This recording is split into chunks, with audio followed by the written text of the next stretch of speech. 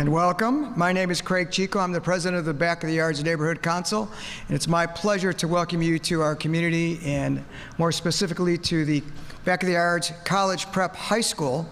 And I'd like to thank Principal Patty Brecky and Assistant Principal Sabrina Walker for their hospitality in helping us arrange today's meeting or press conference.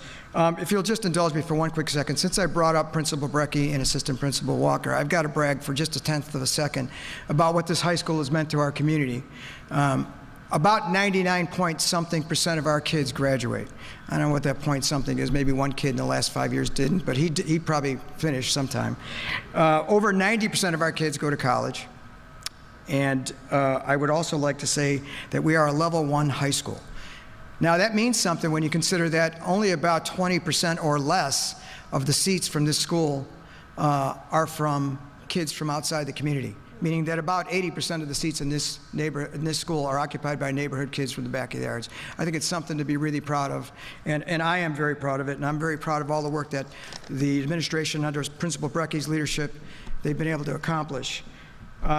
I think that this leads me into my conversation about what this public investment in this school has meant to our community.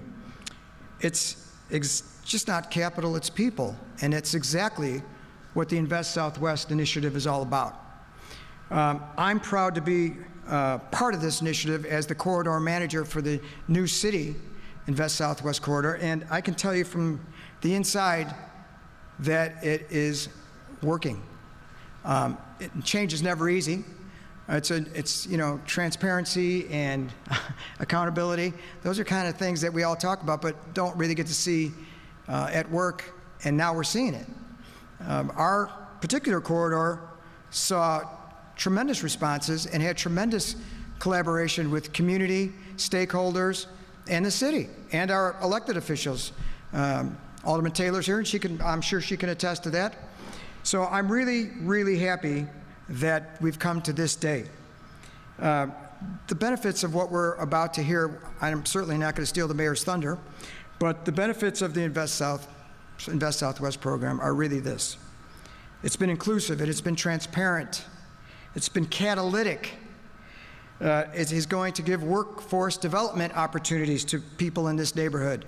It's going to give economic opportunity to entrepreneurs and other residents of this neighborhood. It's going to give local and community wealth building opportunities to folks from the Back of the Yards and the surrounding community. And last, it's going to help change the perception of our community. That's something you don't see on a balance sheet. Perception is something we've been trying to change in this community for a long, long time. And these types of investments and these types of opportunities, they do that. And it helps to change the way a kid or a resident thinks about themselves. The perception of a community sometimes and too often becomes a perception of yourself. You start to believe the negative stuff, but fortunately, I want to thank the mayor for her commitment. It's not easy to do this. I want to thank Samir for his commitment. I'm sure the commissioner didn't think it was easy the first few meetings, but here's where we are. We've picked some phenomenal winners, and I don't know who they are, Mayor. I'm going to leave that to you. But I am so pleased that we have come to today, and I'm so excited, and I'm here to tell you that this works. This is working. You're going to see, you may not see the building yet, you may not see the capital investment, but you will, and you'll see it soon, and then you're going to see the benefits that will follow. So thank you very much, everyone. Today is a really exciting day for Invest Southwest. We'd like to especially thank our hosts here today at the Back of the Yards College Prep. And as we go throughout our program today, something that we'd like you to think about is the number 75%. So when the mayor first came into office, there was a study that said that there was a 75% gap of investment from the private sector between the north side of the city and the south and the west side. And that really served as a huge catalyst to our thinking in terms of why we needed Invest Southwest. And those of you who know Mayor Lightfoot know that since her first day in office, she's made it her priority to focus on supporting our communities, businesses, residents, and entrepreneurs, especially those in neighborhoods that have faced systemic disinvestment. And that's why, in addition to today's announcement that you will hear on Invest Southwest, we also have an open round of the Neighborhood Opportunity Fund that will be open till September 24th, which will deploy over $4 million in increments of $250,000 grants to small businesses. In addition to that, it's why we work with the Chicago prize-winning team in Auburn Gresham and the finalists in Englewood, Austin, and North Lawndale, many of whom we have here today, to make sure their projects are successful. And that's why Mayor Lightfoot and her team engages with the private sector and the philanthropic sector, many of whom are here today, to talk about closing that gap, to close that 75% gap. And what you're going to see today with the 4 selected teams on the RFP sites and a few other surprises that we have for you today is a real pathway to closing that gap throughout the city. So we are so excited as a city to support each of the teams today. And to share more about Invest Southwest and why this is the true beating heart of her administration, I'd like to bring you the woman who designed all of this, Mayor Lori Lightfoot.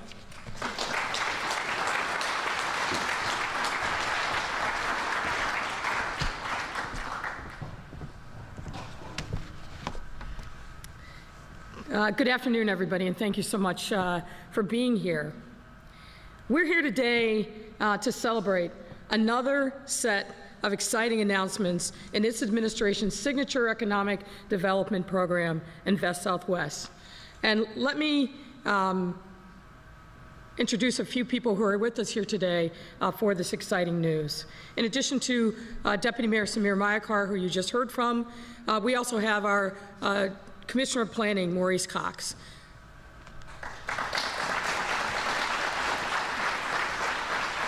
We have several aldermen whose wards will benefit from the announcements that we're making today, and I'm just going to read them from left to right. Sue Sadlaza Garza from the great southeast side of Chicago. Alderman Pat Dow, who's wearing multiple hats these days, but also is an alderman in Bronzeville and the chair of our budget committee. Alderwoman Jeanette Taylor, who is with us here today and has been very instrumental in this particular ward and the announcement here today, and Alderman Michael Scott from North Lawndale. I also want to thank and acknowledge the many other community leaders who are with us here today. You heard from Craig Chico. We have folks from North Lawndale, Christian Development Corporation, but a whole host of folks. And it's important to know we can't do this work without you. And I'll talk more about that in a minute, but as Samir said, coming in the door, one of the things that I emphasize is actually seeing the city as something larger than just the downtown area. Seeing the city and knowing that it's larger and bigger south of Roosevelt Road and west of Ashland. And that has been at the heart of the work that we have done. Now, in the early days, and maybe still, there were folks who said, well, Mayor Lightfoot, if she's so quaint, she talks about neighborhoods. But if she talks about neighborhoods and does what she says, then what is that going to mean for us?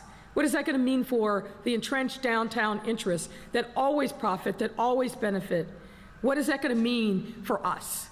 Well, what that means is when we see the entirety of our city, every neighborhood, not just certain neighborhoods, when we see people who are hungry for recognition, for investment, and making sure that their quality of life is front and center as quality of life in every other neighborhood across our city, it makes a tremendous difference. As Craig said, and I agree with this, as a kid growing up, I knew something important was happening when I saw investment in my town. The same is true when kids are growing up in our community, all across the city. When they see investment actually happening, it changes the perception.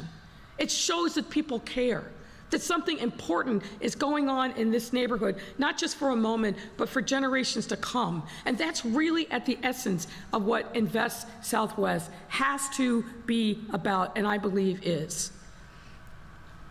I want to talk for a moment about why we're here today, and then I'll come back to this notion of investments.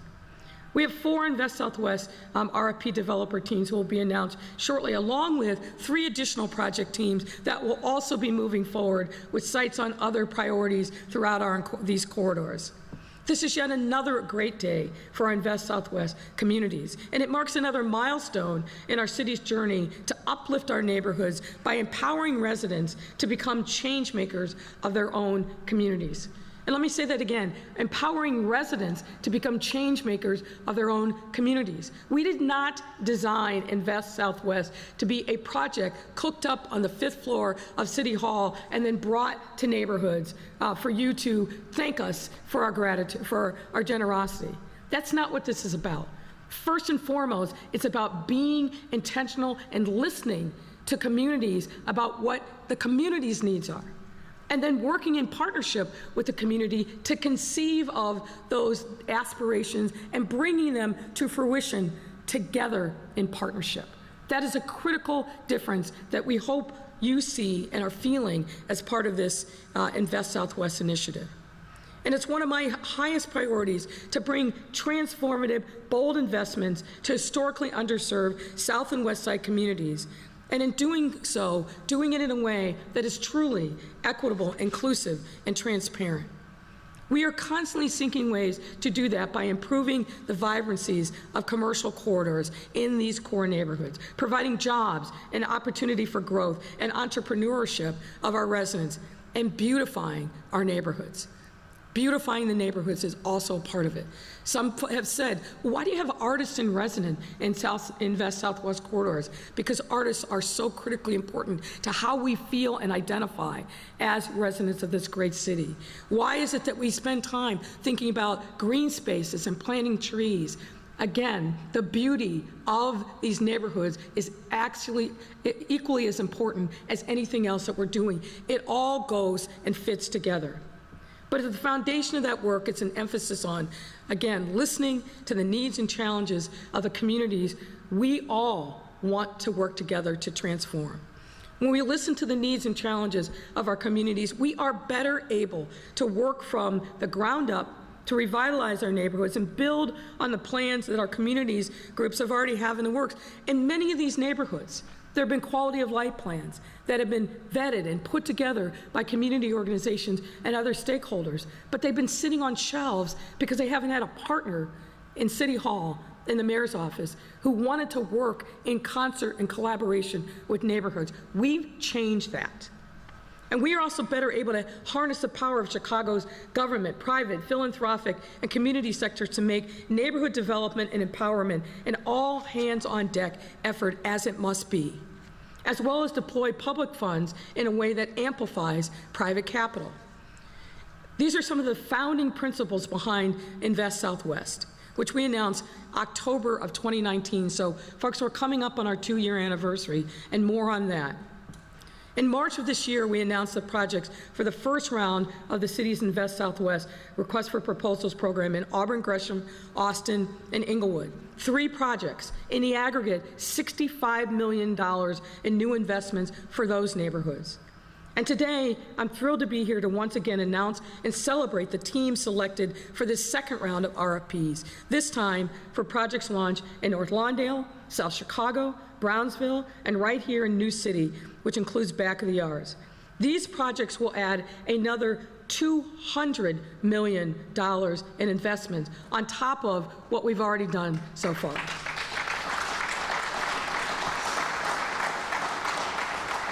Not only that, another critical component of this is, what about the jobs? These projects will add hundreds of temporary jobs and, importantly, over 300 permanent jobs in the aggregate across these neighborhoods. So, folks, this is what an economic development and empowerment looks like.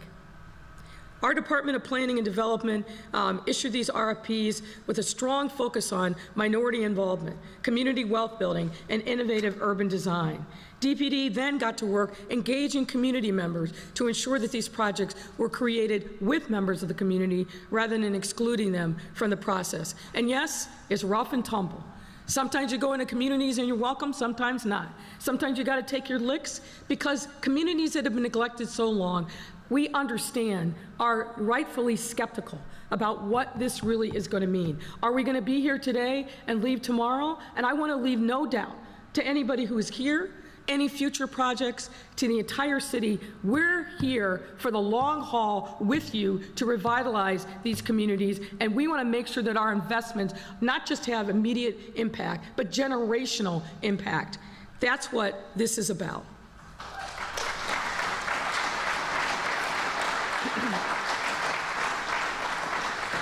And let me come back for a moment about what this community investment means. During the engagement period, community voices were centered through visioning sessions, roundtable feedback sessions, and surveys. And what's really great about this latest round is that we brought the community even closer to the process by having direct community evaluators who served on city evaluation committees to determine today's selected teams, as well as work with aldermen here today and corridor managers to find community representatives who participated in the selection committee. This input from our residents, who have the pulse of the community, know exactly what they want to see in their neighborhoods, along with these community representatives, allowed us to select RFPs that will be truly tangible, catalytic investments for corridor revitalization. 15 high-quality proposals were ultimately submitted and assessed by an evaluation committee based on experience, diversity, community feedback, and other criteria. And after the extensive community engagement and evaluation process, today's projects rose above the pack. They will now be the newest catalyst for growth and change in these neighborhoods: Bronzeville, Back of the Yards, North Lawndale, and South Chicago. And in a few minutes, we'll find out who our development teams are and hear a bit about their exciting projects that will serve to transform these neighborhoods through the provision of new and necessary resources and the creation of temporary and permanent jobs that our residents will be at the front and center of taking advantage of.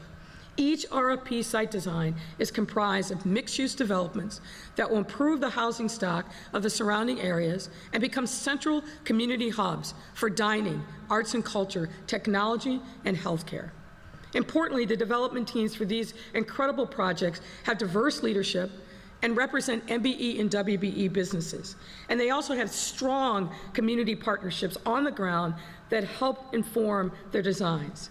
Once completed, I have no doubt that each of these projects will strengthen and beautify the neighborhoods they are located in, as well as unlock the full potential of communities and the residents that call them home.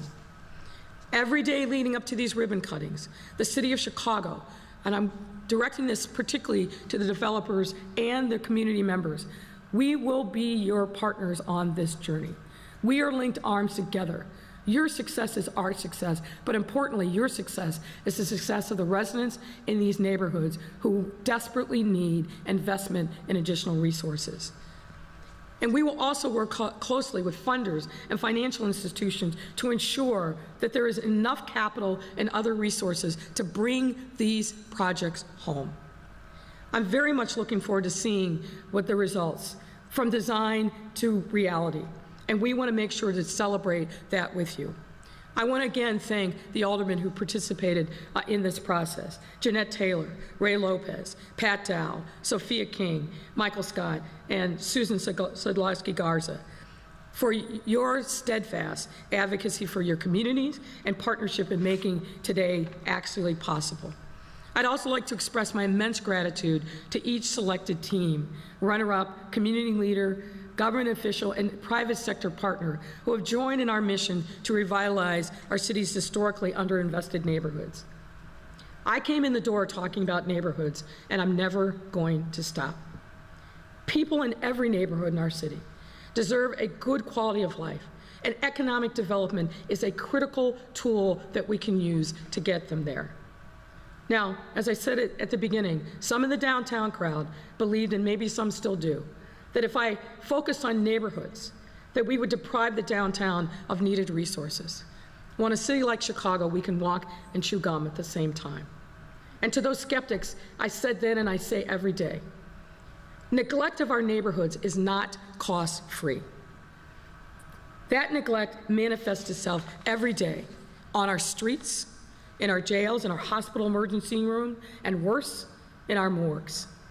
When we invest in our neighborhoods, we're investing in the lives of real people who have every right to demand more and have tangible proof that they are being heard. When we strengthen our neighborhoods, we stabilize them, we grow them, we expand our tax base, and we grow our population. Then we are all the better for it as neighbors and residents of this great city. In this time, we must be clear. We have to proceed together, arm in arm, in unity, to walk boldly forward together. That has to be our mission and our destiny. So thank you again for being here. Thank you for all the hard work of so many people to get us to this moment. Now more hard work will begin, but as I said, we will be your partner in that work because your success is the success of our residents. And now I'd like to welcome up Commissioner Maurice Cox to do the great reveal. Thank you all so much.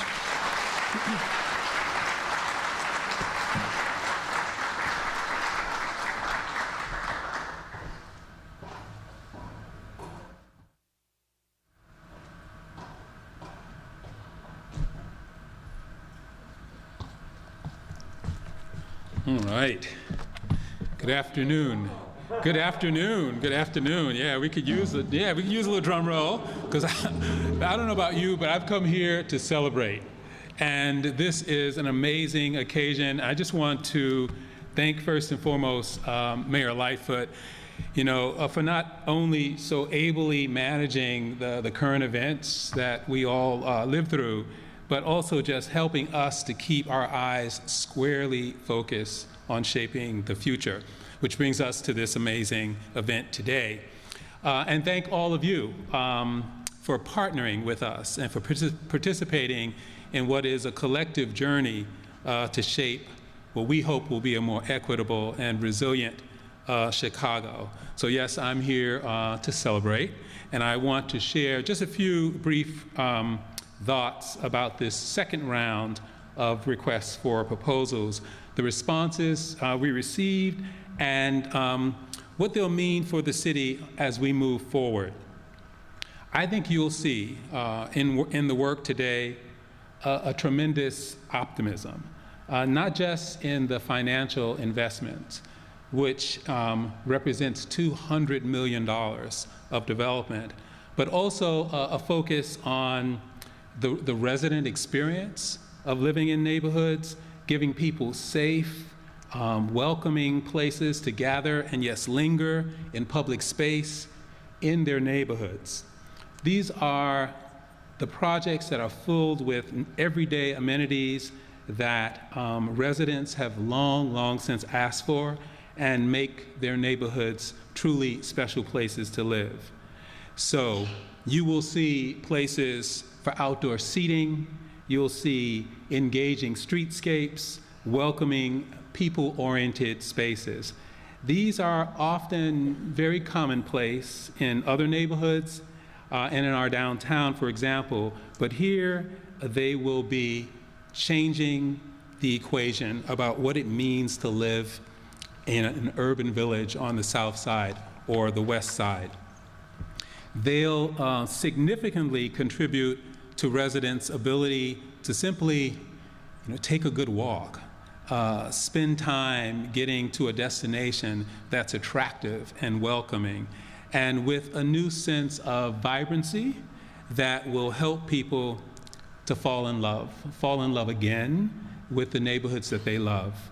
So these projects are, I think, the most optimistic signal that our neighborhoods on the south and west side are getting better, safer, and stronger. And it's important to note that it's the current residents, those who have stayed, that are making this happen, whether they're on the development team or will be working in one of the retail spaces or renting or owning one of the apartments or participating in neighborhood roundtables. It's been a community-driven process from day one, and it will continue to be so as we move forward to the next steps.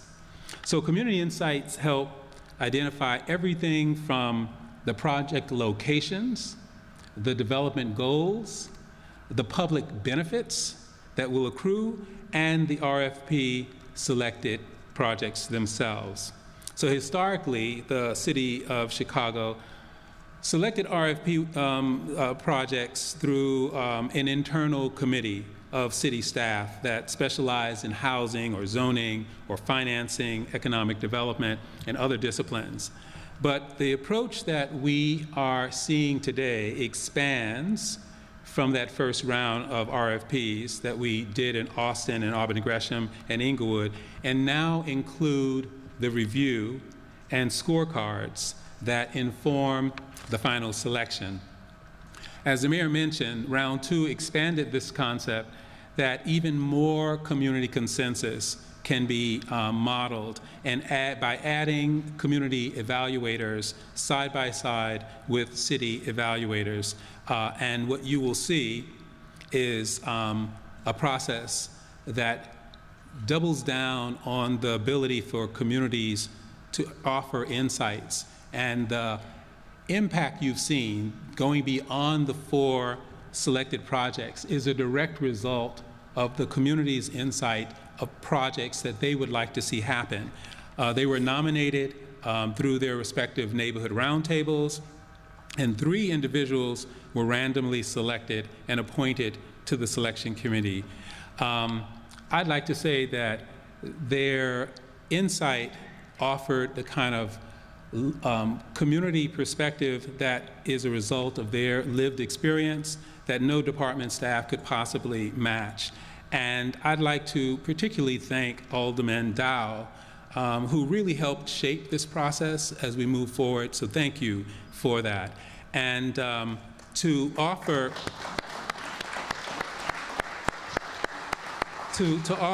a reflection on what this community consensus model is like, I'd like to ask one of our community evaluators to share some thoughts on the process. Cliff Mohammed, could you join us and offer a few words?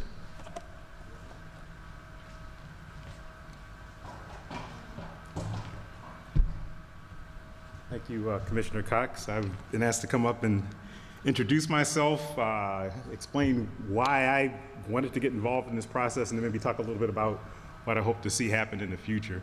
So, where I am from the 10th Ward, my Alderwoman Sue Garza.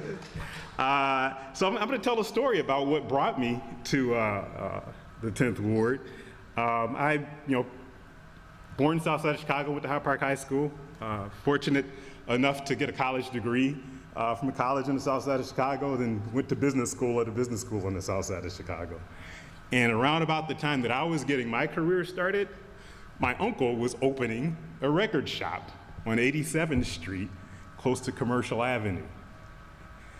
I had the fortune of being able to learn about how to make business decisions, right? And my business professors would have taught me to look at the numbers and go to where those numbers take you. Meanwhile, my uncle was becoming a part of really his community, I've come to learn. And he's passed away, and he made a decision that after having a lot of his nieces and nephews work in that record shop, that he would actually leave his record shop to probably the one nephew that actually never got to work there. So I got to make up for time. So this is a few years ago now, and I did what I thought my business professors would want me to do. I looked at the numbers, right? Did an analysis, figured out what the return on our investment would be with whatever decision we were going to take with this record shop going forward. And to be honest with you, not a lot of people are buying records in record shops these days. And the numbers told me that the smartest thing to do with that business was to liquidate it, get your cash out of it, and shut it down. Because you're not going to get rich staying there. And we bought a huge liquidation sign, put it on the top of that shop, and began to do that. Well, business didn't want to cooperate with this. Customers walked through the door, and they told me how much they appreciated me being there and running this business for them. My neighboring businessmen came over helped me with whatever I needed in terms of patching up and fixing up, and told me how much they appreciated me bringing traffic to their businesses because we were there. We had some students, some business school students, some music business school students come in and help us figure out how to get our inventory online. It turned out my uncle left a treasure trove of inventory that's all online now. And once we started selling online, I literally started getting phone calls from people all over the world who were telling me how much they appreciated the treasure trove of inventory, of music that was curated for them. So my wife and I actually moved into that record shop, and we began to care about what happened in our community, within our neighborhood. And one of the things that we heard about that was happening in our neighborhood was this investment that was coming. And we actually had an opportunity to see it coming before it came. We had an opportunity to see what was going into the decision-making process in terms of who would be selected to build the next investments within our community. And we wanted to get involved with that. And I gotta be honest with you, I sat in the presentations and I was really impressed by the numbers. All of the developers that I saw were very impressive. But what was different about me being able to sit in those presentations is I had an opportunity to voice some of the things that I saw that didn't necessarily fit into a number. I had an opportunity to talk about, you know, before these guys came to do the presentation, let me tell you what I saw when I was driving down the block. Let me tell you what the job site that they worked on before looked like. Let me tell you how many of the people from this business I've actually seen in our community, shopping, participating, right? Having conversations with us. What I hope comes out of this is that whoever is selected will be someone that will bring more than just that initial ROI into our community. I hope the paychecks that go into these projects end up going to people who are going to spend those paychecks with my neighbors and close to my business, so that we can see some of the benefits that don't necessarily fit into the numbers that my business school professors would be proud to brag about. So, thank you.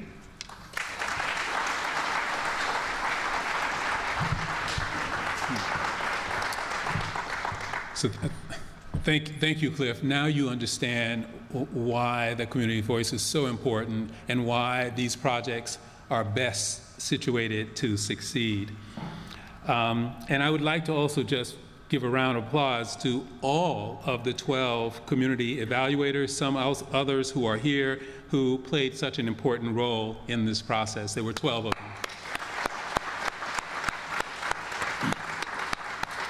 The other key part of this process, of course, are the development teams themselves that I'm about to announce. These private sector professionals are seizing the opportunity that Mayor Lightfoot has presented precisely where it's most needed. And I believe that these entrepreneurs, they will be remembered of being those group of individuals that shaped the South Side and the West Side, as many of them are coming from the very neighborhoods that they now are seeking to transform. I believe, let's say 10 years from now, when we are celebrating the effectiveness of this new era of community development practices, these are the folks that will be recognized as being part of the solution. So I want to thank all of them for stepping forward in a way that truly meets the moment and the spirit of this effort. It's not just on the front end, by doing the actual design and the financing and the construction, but also on the back end as well. For all the people who will be living, working, and benefiting from these projects for years to come. These teams are highly diverse, exceptionally curated for this moment, several through joint ventures that increase their capacity to foster the change, positive change that's resilient and sustainable. In fact, there was so much talent in the responses we received that we had to create new opportunities that went beyond the geography of the RFP site themselves, which is really a strong testament to Invest Southwest and the strategy. It's focused on strategic locations that are poised for rebirth and a community-driven process that we believe will lead to an equitable outcome. So now, without further ado, it is my pleasure to announce each of the selected teams for the Round 2 Invest Southwest RFPs. I'd like each team to join us when I announce their names. So we are going to start with New City Back of the Yards. We're starting right here. New City Back of the Yards, the target site is a 15,000 square foot site that's owned by the city at 47th and Justine. It's on the southeast corner, just steps from the 47th and Ashland shopping district. It was most recently used as a parking lot. We received 3 strong proposals to redevelop it with a mix of uses. So, after very thorough review of all the proposals, I'm pleased to announce the selected project is United Yards. Please join us on the stage. The United Yards development team is led by Celadon Partners with the Blackwood Group. The team also includes Design Bridge, MBE RJ Collaborative, Star Farm Chicago, and the Chicago Neighborhood Initiative. The United Yards is a $51.5 million project, which will improve our targeted site with a 50 residential unit mixed use and business hub. The project also includes the revitalization of the nearby commercial building with 30 senior apartments and a coffee shop, and redevelops the nearby land with a pair of affordable 3 flats. Overall, it improves the commercial spaces and open space amenities along a 2-block stretch of 47th Street. So congratulations to your team, and we would love to hear word from you.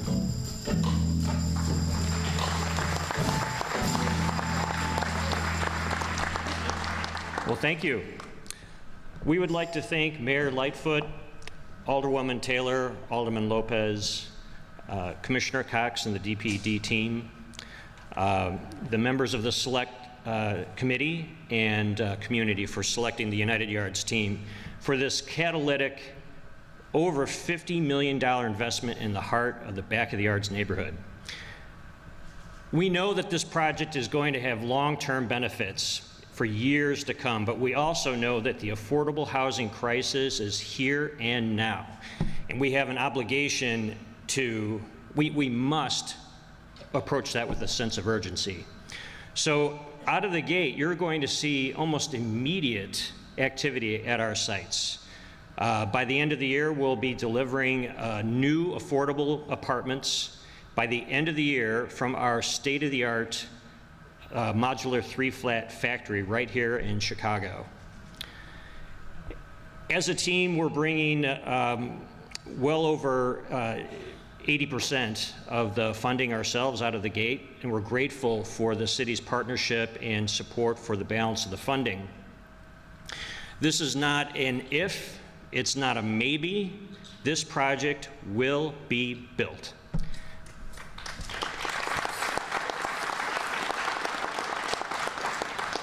But that's only half the story. We've built an outstanding development team. comprised of minority and women business enterprises. And I would love to have Jose Duarte from the Blackwood Group talk a little bit more about that and our strategy for community hiring. Jose? Thank you so much, Scott. Thank you. I'll be short and brief here. My name is Jose Duarte. I'm founder and principal of Blackwood Group. We are co-developer and we're also the general contractor for the United Yards project. So as you can see, we are a dynamic team of community and housing leaders in the area of housing development. From the onset, we set our team to be well diversified and well attuned to the community needs. A big thanks to the team partners that participated with us in this RFP. We have Design Bridge, our design architect, RJ Collaborative, our historic consultant, 5T, our property manager, who currently works on the corner of 47th and Ashland, Reyes Curzon, Star Farm, Stockyard Coffee House, and We Are Code, the majority of which are minority or women-owned businesses here in the city of Chicago. We will prioritize minority firms when we do our work, women-owned firms, and individuals from this community, because we have a strong sense of connection to the community, to the people. Our firms hire the people from the area, and we want to make sure that they stay engaged, because that is the key to this program. To that point, if you are interested in upcoming opportunities, please look for information on our website, unitedyards.com, and sign up on the contact list. Thank you again for your support. We look forward to doing our part to ensure that Invest Southwest is a success here in Back of the Yards. Thank you so much.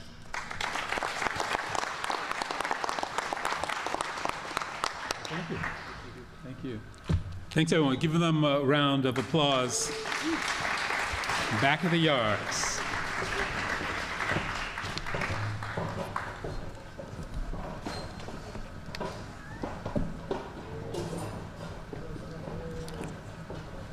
I love the coordination. It's a serious team. So let's move on to Bronzeville. The Bronzeville RFP is centered on a vacant city-owned lot on the southwest corner of 47th and Vincent Avenue, near the heart of historic Bronzeville. Again, we received 3 strong responses to the RFP, and each underwent a careful scrutiny. Through this process, I'm very pleased to announce that one of the team's submissions presented a unique multi-phase proposal that included 2 city-owned lots across the street from the RFP site. And we are pleased to say that that team of 47th and Vincent will be moving forward their project over the next months that will allow for 2 additional developments to become a reality in that corridor directly across the street from the RFP site. That team, 47th and Vincent, was led by Revere Properties, Chicago Neighborhood Initiatives, the Loop Capital Markets, LLC, and the Girard Project, LLC.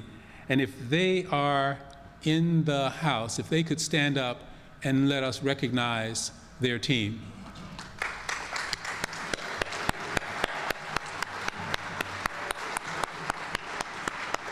And I'd also like to thank Alderman Dow again for her commitment to this multi-site approach for Bronzeville on this very important stretch of 47th Street. And now I'd like to move on to the selection for the RFP site itself. Drum roll. I'm pleased to announce the selected project as the Legacy District. The Legacy District development team is led by KMW Communities and LG Development in partnership with Bronzeville Community Partners. The team also includes the CICB, the BM team, Volume 1 Design Studio, Civic Projects Architecture, Landon Bond Baker, Omni Workshop, Seek Design, KMW Communities, LG Construction Group, Engage Civil Inc., Nayar International, Primavera, Tandem Ventures, YWMCA Metropolitan Chicago, and Dorian Sylvain. If the group can join us on the stage.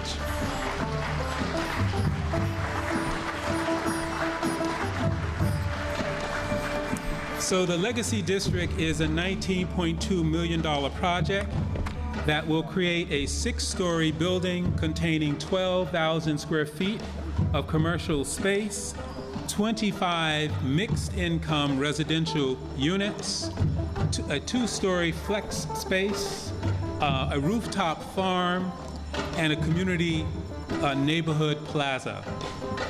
Congratulations to the Legacy District. So, you want to join?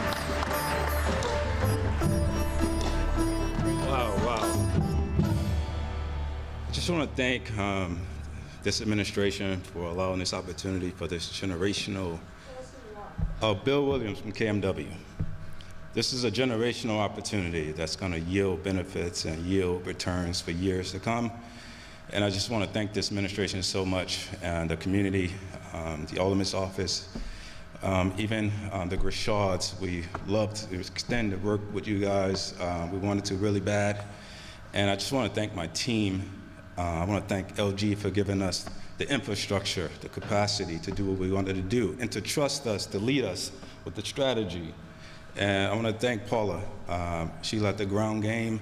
I want to thank the guys in my office. A lot of them couldn't make it, but Shabazz is here. She kept me going, kept me honest. And the MB team give us all the data we need. And we just look forward to participating in this opportunity.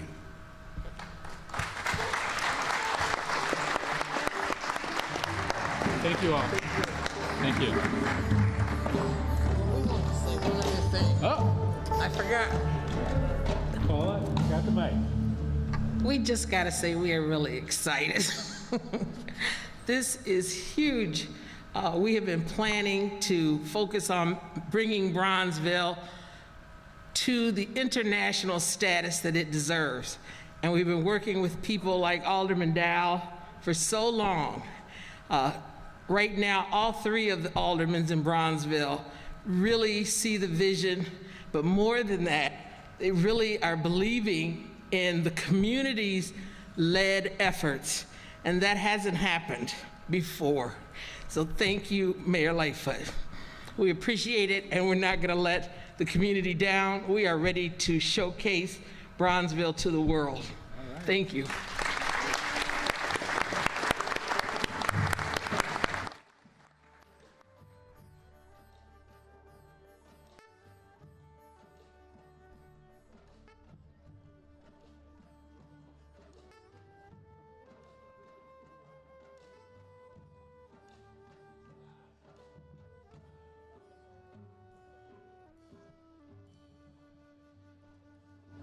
I just love seeing the mosaic of all those faces. It really takes a village. Thank you, Legacy District. Let's move on to South Chicago, specifically the northwest corner of Commercial Avenue and 89th Street. The neighborhood stakeholders in South Chicago helped to identify this site for a variety of reasons. First, the presence of the city-owned vacant land that you see, and specifically a mix of privately owned parcels with enormous potential and a willing seller that will be used for adaptive reuse, and the corner building, which will be demolished to make way for a new construction. Again, we had 3 really strong proposals. After much deliberation, the review process resulted in the selected project of Gallery 89. Gallery 89. The Gallery 89 development team is led by 548 Development with Ravenna Architects, Engage Civil, Synergy Cities. You can come to the stage as I read out your names. Millhouse Engineering and Construction, the Gold Leaf Capital Partners, Dollop Coffee Company, Cambio Labs, 9-3 Studios, Skyarc, Jami Group, Black Women Talk Tech, and Pilsen Wellness Center. The Galleria 89 is a $23.7 million project that will create a 4-story building and rehabilitate a vacant 3-story commercial building. Together, the project will create 45 mixed-income residential units and 12,000 square feet of ground floor commercial space, including a cafe, business center, and bike shop. Congratulations to Galleria 89.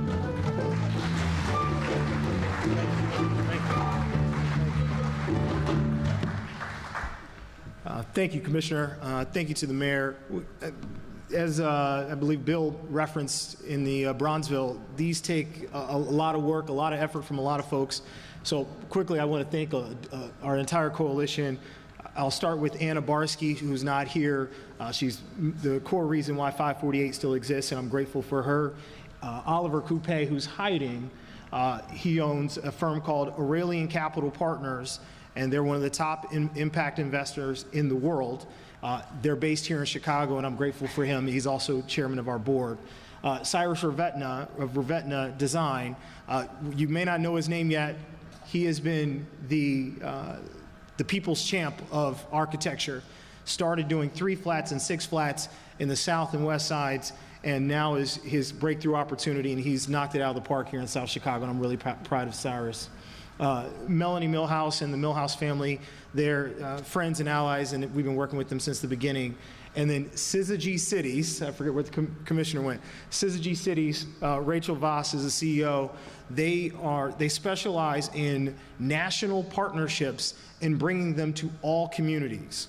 And so for her willingness to partner with our firm to bring something special to this particular community was special. And then also, the alderman, Sue Garza, is, we've got a really long history, and I'm just super grateful that this project and this opportunity happened in her ward, and I'm just super grateful for that. And then lastly, I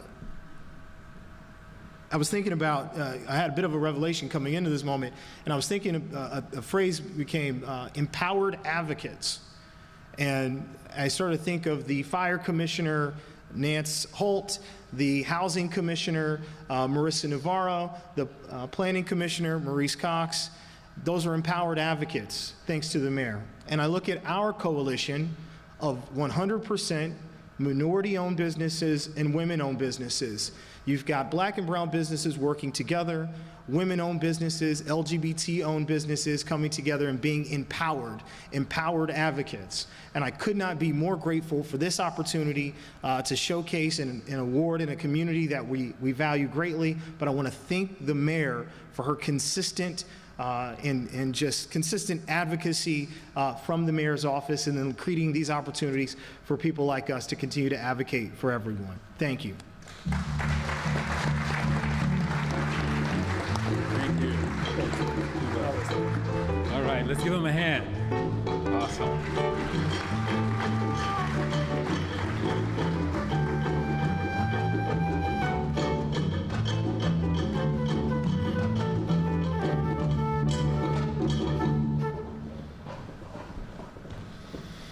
So moving on to our fourth and final round 2 RFP site.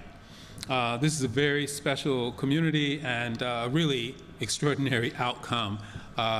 It's in North Lawndale, where stakeholders identified a 1-acre vacant parcel at Ogden and Trumbull Avenues as the key site for redevelopment.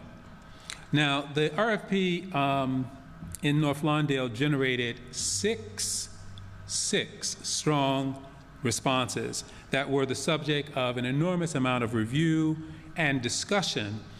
In fact, the responses were so robust that we wanted to recognize 2 of the development teams and that will be moving forward with their projects on nearby city-owned land.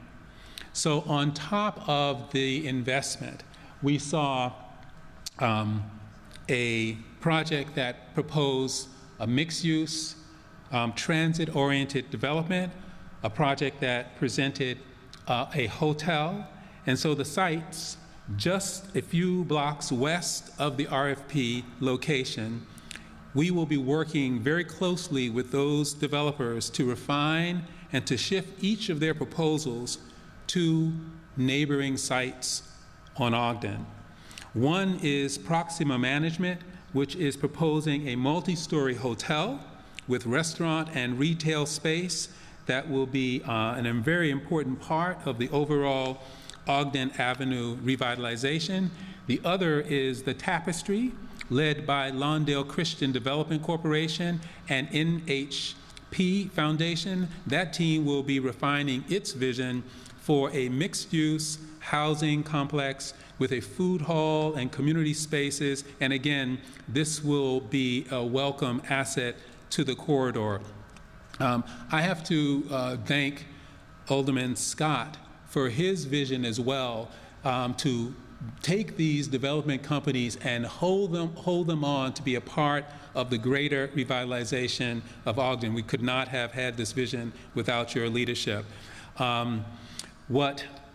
So you will be hearing more about these proposals in the months ahead as they mature and develop.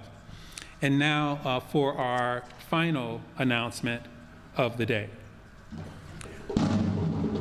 For the Ogden Avenue RFP site in North Lawndale, I'm pleased to announce the project is Lawndale Redefined. Lawndale Redefined, the development team is led by GRE Ventures, Imagine Development Group, and 548 Development, with Wright & Company, Onyx Architectural Services, Site Design Group, Engage Civil, DBHMS, GMA Construction, Tandem Ventures, the Safer Foundation, Black Men United, NAACP West Side Branch, Haveltov Systems, and the Small Business Development Corporation. Lawndale Redefined is a $31.4 million project that will create 60 affordable rental apartments, 3 market-rate townhouses, retail and restaurant space, and a standalone community center with technology and arts programming. Congratulations to this amazing, amazing team.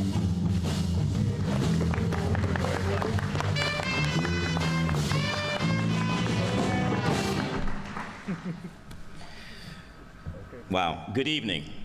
I am Cornelius Griggs. I'm the president of GMA Construction Group and GRE Ventures, our development arm. I want to thank the mayor's office and Mayor Lori Lightfoot for all of the hard work in the Invest Southwest, all of the corridors, but most importantly, a community that I grew up in and call home for nearly 22 years of my life. So I'm extremely excited to be on this stage today because 25 years ago, I'm sure that the folks I grew up with in the neighborhoods I grew up in did not expect a young man from that part of town to be able to stand in front of you today as a developer and a contractor who is developing people and transforming communities throughout the city of Chicago. So I want to thank the mayor's office for that. I also want to thank this magnificent team that's with me, because as my grandfather used to tell me, you don't do this alone, and I did not do this by myself. I had a vision, and I reached out to all of the individuals on this stage to help me implement that vision. So to my partners, Tori Barrett with Imagine Development and 548 Development Group, I want to thank my development partners for participating with me, hearing my vision, and participating on this particular team. I want to thank the architecture team, led by a good friend of mine, Victor Simpkins, and Onyx Architecture, and White Architects. They put together an amazing design. They took the vision that my development partners and I had, and they blew it out of the water. And what you see today is representative of the ideas that we all brought to the table in a short period of time, and a lot of hard work that was put into it. I want to thank my community partners, Black Men United, who have stood with me, and I've stood with them over many years as we continue to try to impact the communities on the south and west side of Chicago. The NAACP, the West Side branch, led by Carl Brinson. He has stood with us and helped us as we've continued to try to push forward on the west side of Chicago. And a mentor of mine, Mr. Bernard Clay from Introspect Youth Services, who, if it were not for him pulling me off the street corner at 13 years old, I would not be here standing in front of you today. He's also a partner with us. And a good friend of mine, former Chicago Bears wide receiver, David Terrell, who is here with us today, who is also an investor and will also be participating in our development team. Again, we are excited for the 60 units that we're going to bring to North Lawndale, 48 affordable, 12 market rate, and 4 townhome for sales. The community center and the Cube that we call the Cube, the Technology and Arts Center, that's going to be led by the Chicagoland Chamber of Commerce and the City Colleges of Chicago. And we are extremely excited about the partnerships that we're going to have with those entities as we bring technology and arts back to the west side of Chicago. I want to thank all of you again, thank the Mayor's Office for this terrific opportunity. Our firm is here to develop people and transform communities, and we truly appreciate that opportunity. I want to offer the stage to my development partner, Mr. Tori Barrett. Good afternoon, Tori Barrett, Principal of Imagine Development Group. The one thing that excites me about this team is we're not just physical developers. We develop people that live in the community that we develop in. So human capital is important. Being one of the winners of the first round of Invest Southwest for Auburn Gresham, I'll tell you right now, if you don't have someone on your team with experience in working in communities, you're gonna need that, because it was rough working in Auburn Gresham, but because of the relationships that we have and that we built over years, we finally have consensus to move forward. So thank you again, Mayor, for having the courage to do what no other mayor in the city has had, which is invest in south and west sides of the city. And thanks again for getting Commissioner Maurice Cox, who understands it and is not going to take no for an answer. So thank you again.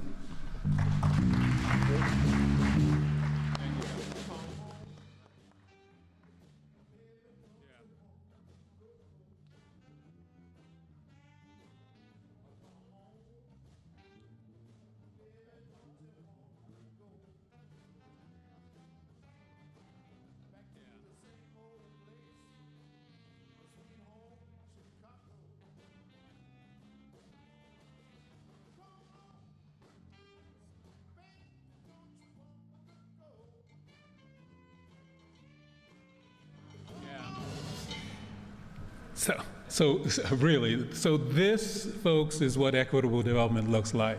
Can we give these folks a round of applause? I think all of the RFP respondents, just thank them for their thoughtful submissions.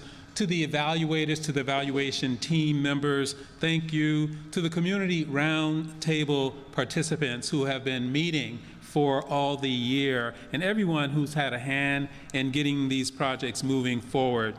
And I would be remiss if I did not give a shout out to all of the folks in our city that have been on this from day one. They're in the planning department, they're in the mayor's office, they're in our sister agencies. Can we give all those of you who have been a part of this an enormous round of applause? I thank you. This is how the work gets done. This is what partnership looks like. So thank you all. And just briefly, I'm going to bring the mayor back up to the stage for some concluding remarks and any questions that the press may have.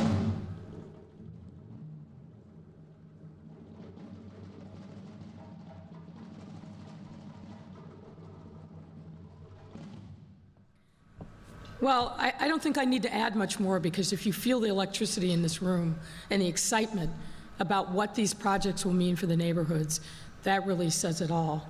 I said at the very beginning, we have to see the whole of the city. The city is bigger than the downtown, the South Loop, the West Loop, River North. And when we made those investments, when we were intentional about really uplifting those neighborhoods, it made a difference. We're doing the same, but this time we're also focusing on the South and the West Side. And an important part of the work is building capacity. Anybody who says, well, we can't find talent to do X, Y, or Z, it's all around us if you want to see it. And I think these teams and the incredible dynamic partners that have come together to form these projects, that says a lot. We have to be intentional.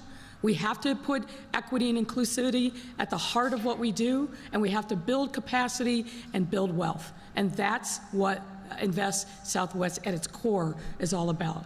So I want to thank everybody who has taken a leap, who said, yeah, count me in. I want to be part of building something special in a neighborhood in the future, and look forward to seeing these projects come to fruition. So thank you all very much.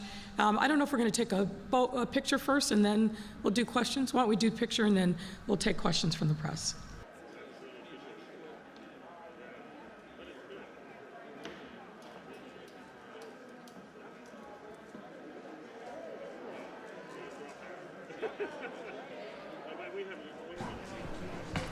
All right, and with that, I think we can take some questions. All right, members of the media, my colleague Asha will pass down the mic. You have 2 questions for the mayor. We're going to start off with Craig from ABC7. Go ahead, Craig.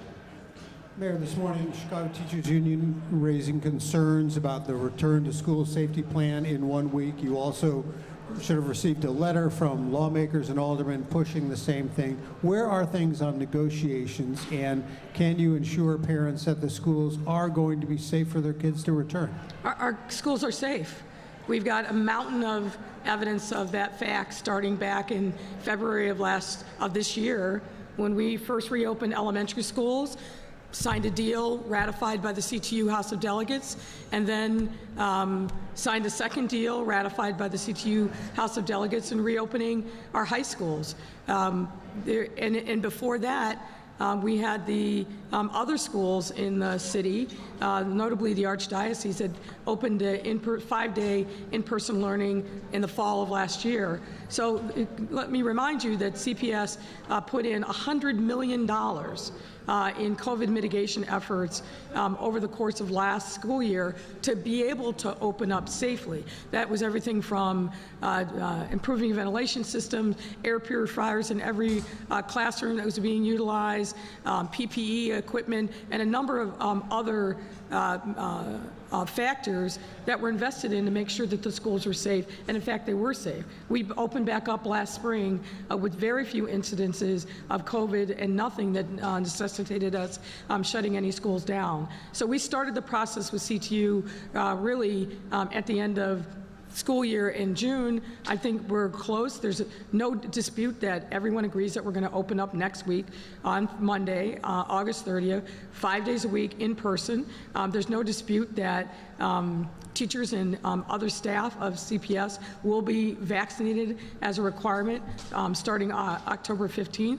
So the big picture issues we're all in alignment on. I think there are a few other details that need to be worked out, but we're ready to open up next Monday.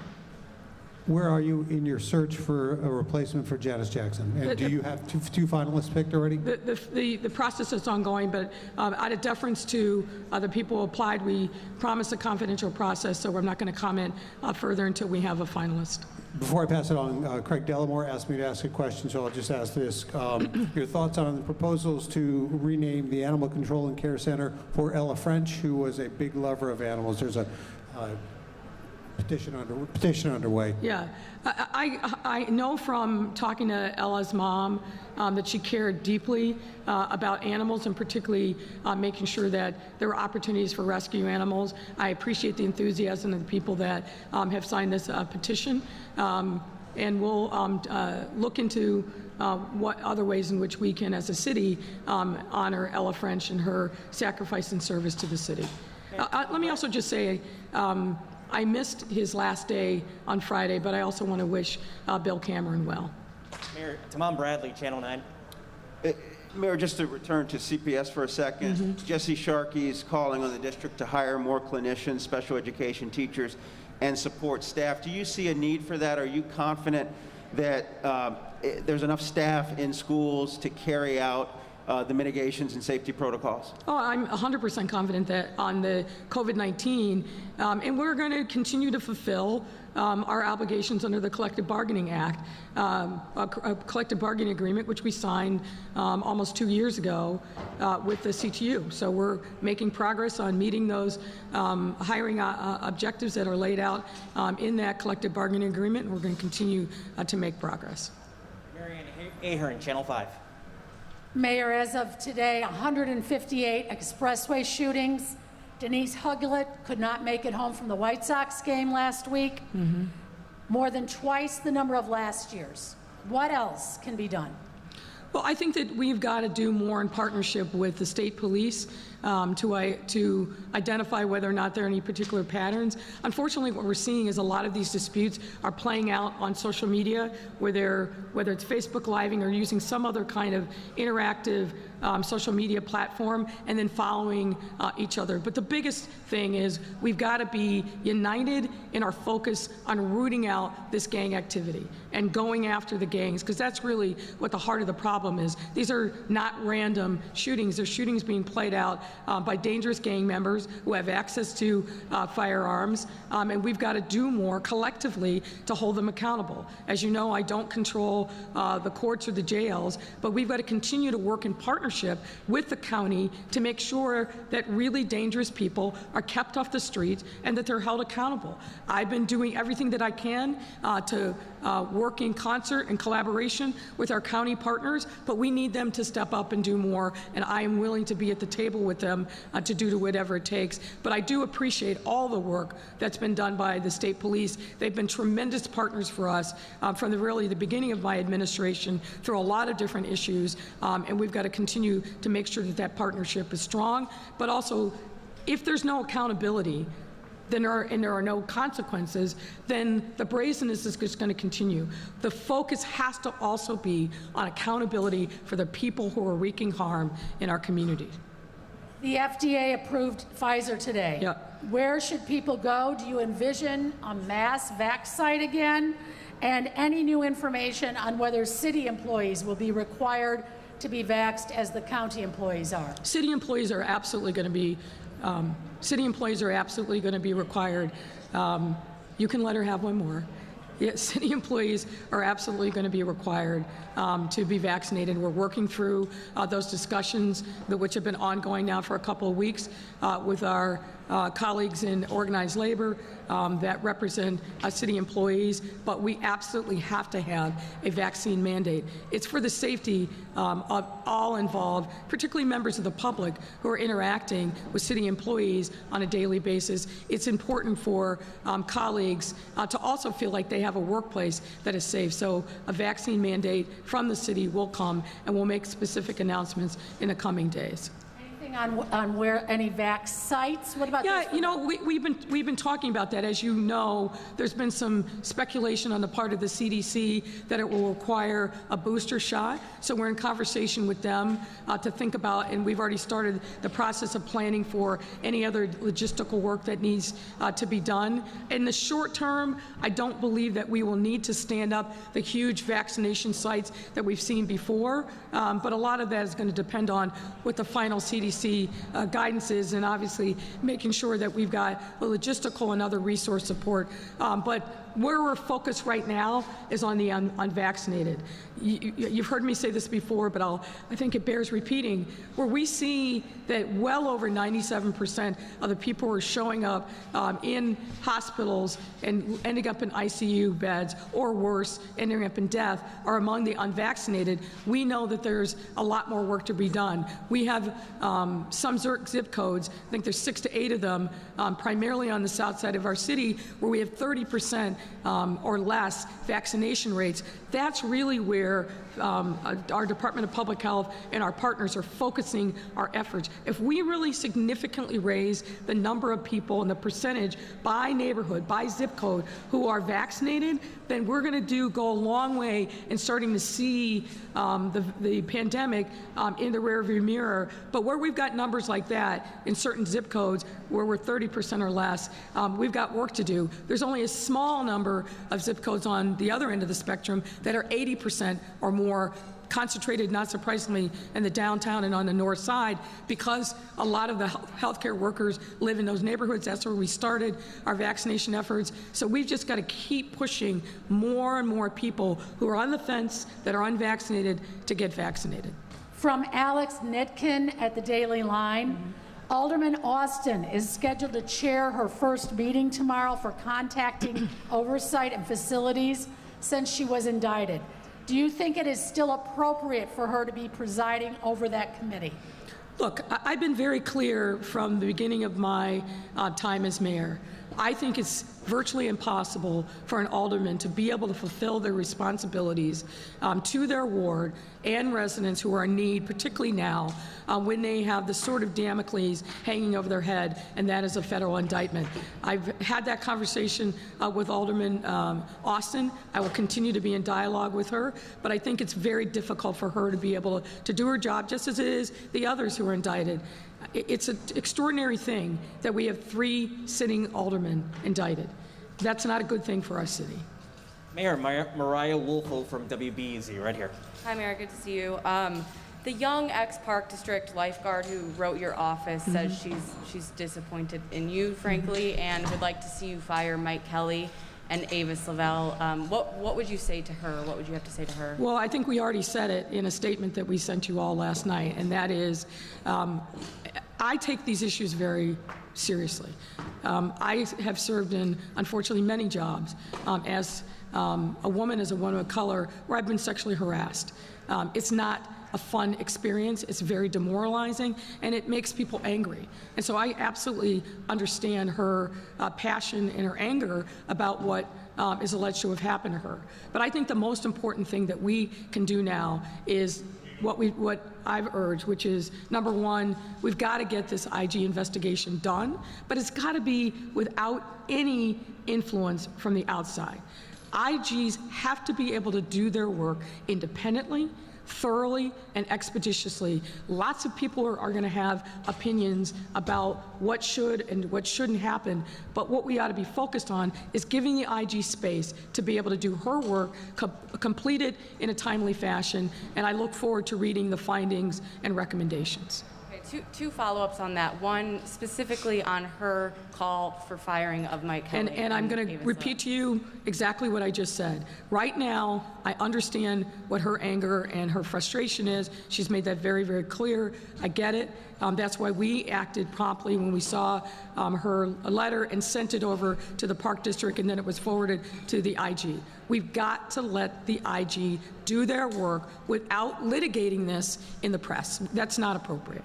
And speaking on IG independence, how can you be sure that the IG is operating independently? Who's informed you of that? And on that as well, why not turn this case over to the state's attorney? You've said you would welcome law enforcement. There's nothing that stops the state's attorney from acting. There's nothing that stops law enforcement from acting. The IG, I thought, put out a very robust statement just last week explaining exactly the independence of her investigation. I don't have any reason to doubt what she put in writing and said. But again, we have to allow the IG to finish her work and not litigate this in the press where you have pieces of information, he's got pieces of information. The IG is the one that's going to be able to see the whole picture, and I think we have to respect her process and let her finish her work. All right, Mauricio Peña from Block Club. Why is the city offering park space to Amazon lockers for so cheap? Has the city offered similar opportunities to local small businesses? So again, I want to just correct the premise of your question.